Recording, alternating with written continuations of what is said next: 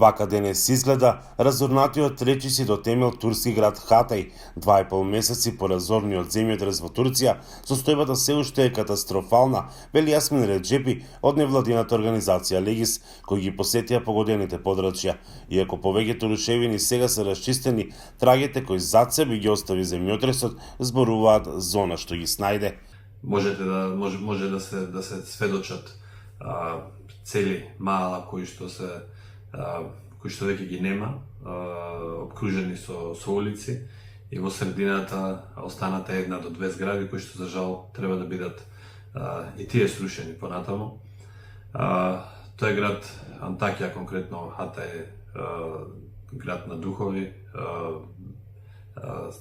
На тие места се само градежниците кои што расчистуваат, на тие места се војската, полицијата, жандармеријата која што се грижи за безбедноста и за жал оние шаторски населби или кампови каде што се сместени луѓето кои што немале можност да бидат евакуирани на други места. Мерсика Смајлови, која неколку дена беше помеѓу овие луѓе, вели дека била сведок на разни човечки судбини. Откако завршивме со вечерата, поминувавме покрај на шаторска населба и една постара жена седеше сама пред шаторот и пиеше чај. Со насмевка се обратив и кажав: пријатен, Афријат Олсен. Таа не покани да се придружиме на чај, што ние тоа и го направивме. Таа на турски јазик ни раскаже дека ги изгубила сите 5 деца во земјотресот и почна да плаче. Доставно се обидувавме нашиот престој таму да зборуваме за некои повесели теми, за поведри теми, за еднината која ги чека. Парковите сега се претворени во шаторски населби. Државата со помош на меѓународната заедница се обидува да направи достоинствени места за живот на овие луѓе, како што се контейнерски населби и зидани куќи. Сепак не можат сите тие да бидат за толку брз рок сместени внатре. Тоа се гради, се уште се гради, се подготвува инфраструктурата. Тој начин ќе биде добар, достоинствен и хуман, и дека доколку со здружени сили од целиот свет што побрзо би можело да се изгледа пресрет на сите настрадани таму, бидејќи навистина во прво време кога бевме ние беа минусни температури, сега кога бевме по вториот пат беа температурите околу 30 степени.